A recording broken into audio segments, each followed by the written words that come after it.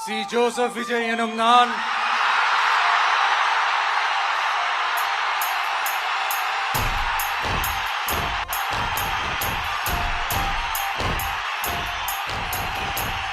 சட்டப்படி அமைக்கப்பெற்ற இந்திய அரசியல் அமைப்பின்பால்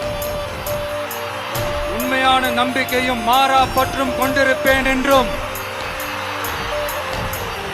இந்திய நாட்டின் ஒப்பில்லாத முழு முதல் ஆட்சியையும் ஒருமையையும் நிலைநிறுத்துவேன் என்றும் தமிழ்நாட்டு அரசின் முதலமைச்சராக உண்மையாகவும் உளச்சான்றின்படியும் என் கடமைகளை நிறைவேற்றுவேன் என்றும் அரசியல் அமைப்பிற்கும் சட்டத்திற்கும் இணங்க அச்சமும் ஒருதலை சார்பும் இன்றி